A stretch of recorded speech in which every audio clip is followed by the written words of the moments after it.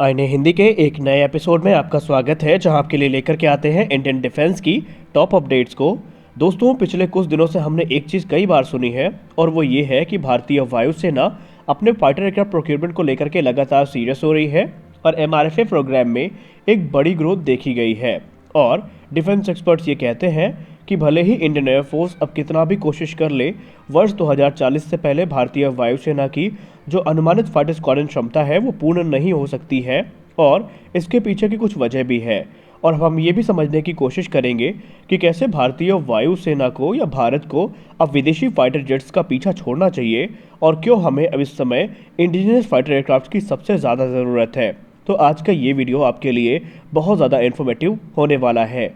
दोस्तों, इस बात में अब कोई संदेह नहीं है कि पूरी दुनिया ये जानती है कि भारतीय वायुसेना में इस समय जो फाइटर एयरक्राफ्ट्स हैं इनकी कमी है। सिर्फ फाइटर एयरक्राफ्ट ही नहीं, दूसरे जो फोर्स मल्टीप्लायर्स हैं जैसे कि एवैक्स हो गए, मिड एयर रिफ्यूलर्स हो गए, ट्रांसपोर्ट एयरक्राफ्ट हो गए, इस पर भी हमारे पास कमी है। और इन सारी कमियों को दूर करने के लिए हमें तकरीबन 1.5 से 2 दशक का टाइम लगने वाला है।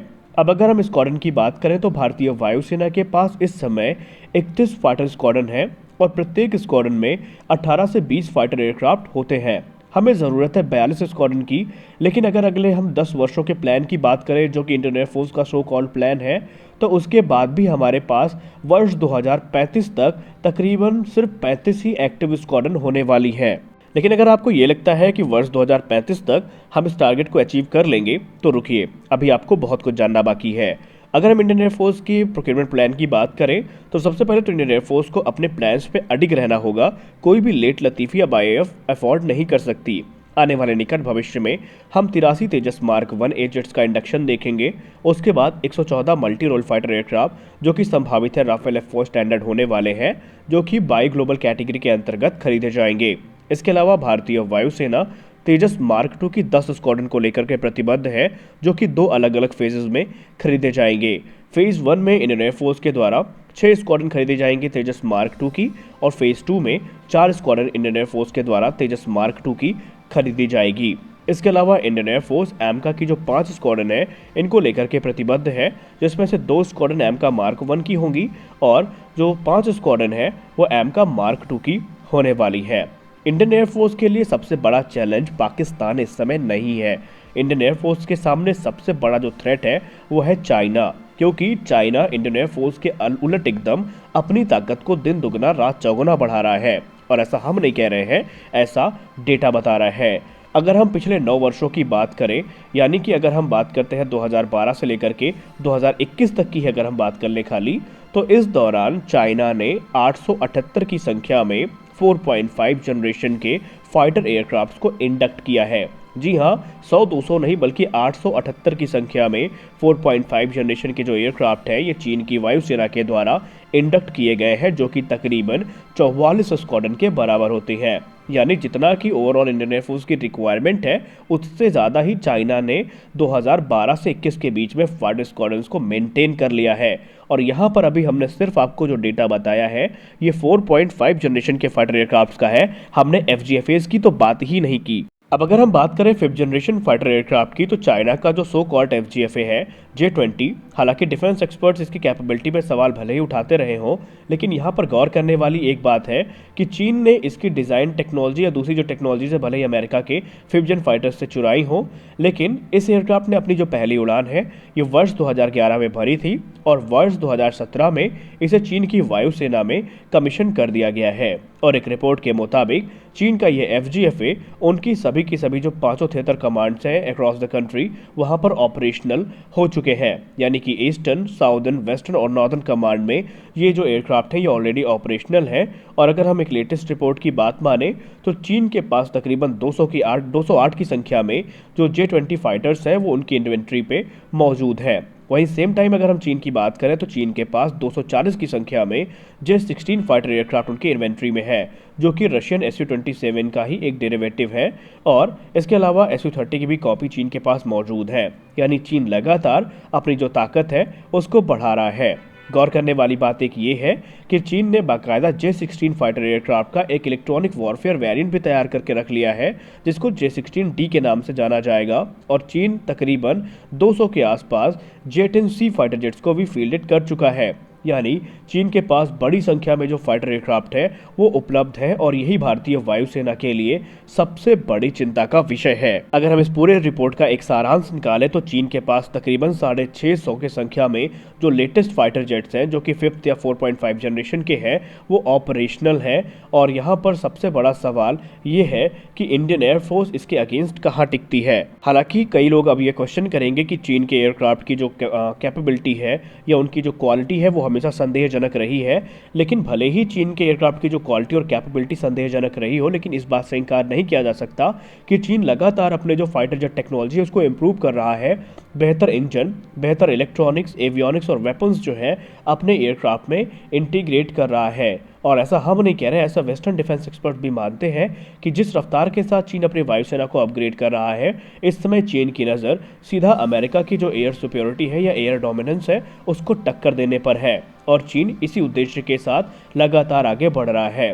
हालांकि चीन सिर्फ अपनी ताकत को ही नहीं बढ़ा रहा है, बल्कि जब से भारत ने राफेल एयरक्राफ्ट को इंडक्ट किया है तो उसके बाद से जो पाकिस्तान है उसको भी चीन के द्वारा जो J-10 फाइटर जेट्स हैं वो दिए गए हैं ताकि राफेल को वो चैलेंज कर सके। और जब से ये एयरक्राफ्ट पाकिस्तान को मिले हैं और पाकिस्तान के जो फैन बॉयज़ हैं वो कितने ज़्यादा खुश हैं इसको तो आप ऑलरेडी जानते ही हैं। लेकिन चीन की वायुसेना जिस रफ्तार के साथ इंडिजिनस फाइटर जेट्स को इंडक्ट कर रही है उससे इंडियन एयरफोर्स को भी काफ़ी कुछ सीखना चाहिए। इनफैक्ट इंडियन एयरफोर्स को इस चीज़ की स्टडी करना चाहिए कि कैसे चीन की वायुसेना ने इतनी रफ्तार के साथ आत्मनिर्भरता को प्राप्त किया है और कैसे वो इतनी रफ्तार के साथ फाइटर जेट्स का निर्माण कर पा रहे हैं। दरअसल अगर हम वास्तविकता की बात करें तो कोई भी देश आत्मनिर्भर तब तक नहीं बन सकता या कोई भी देश सुपर पावर तब तक नहीं बन सकता, किसी भी देश की वायुसेना के पास सुपीरियर एयर पावर तब तक नहीं हो सकती जब तक कि वो इस क्षेत्र में आत्मनिर्भरता को प्राप्त ना करे। आप इंपोर्टेड फाइटर जेट्स के दम पर एयर सुपीरियरिटी को स्टैब्लिश नहीं कर सकते। और यही सारी चीज़ें अभी भारत को सीखनी पड़ेंगी और भारत की जो एविएशन इंडस्ट्री है, जो एरोस्पेस इंडस्ट्री है, उसको मैच्योर होने के लिए बहुत सारे चैलेंजेस का सामना करना पड़ेगा। डिफेंस एनालिस्ट ये कहते हैं इस क्षेत्र में काम करने का सबसे अच्छा तरीका ये है कि हमें अपनी जो इंडिजिनस या हमारी जो स्वदेशी एविएशन इंडस्ट्रीज हैं इनको इनकरेज करना चाहिए।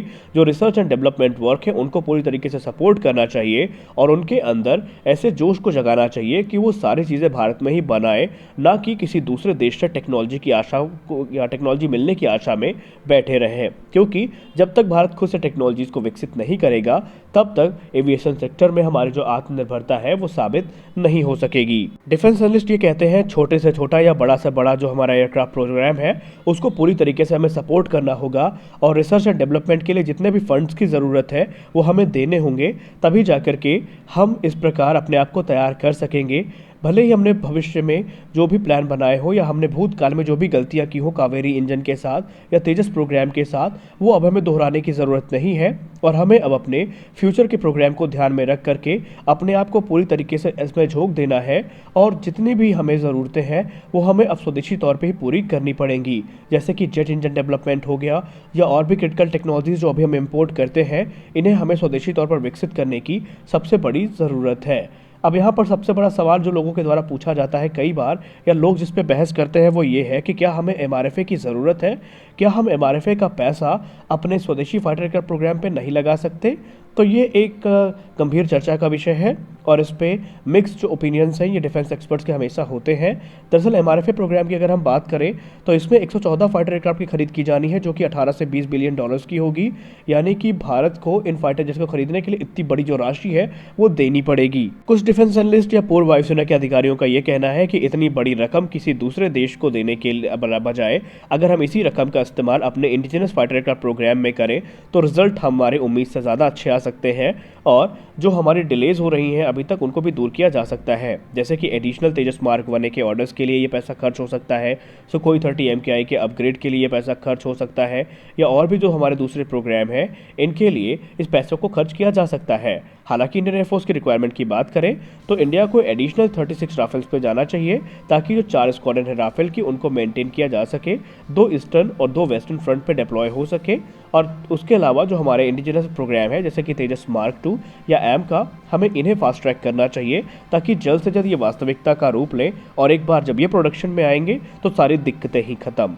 यानी कि डिफेंस एनालिस्ट ये कहते हैं कि विदेशों को पैसा देने से अच्छा है कि उसी पैसा का इस्तेमाल जो स्वदेशी फाइटर एयरक्राफ्ट प्रोग्राम है इनको फास्ट ट्रैक करने में हमें खर्च करना चाहिए। तो आप इसको लेकर के क्या सोचते हैं? आप अपनी राय कमेंट सेक्शन में ज़रूर दें। मिलते हैं अगले वीडियो में, तब तक के लिए जय हिंद।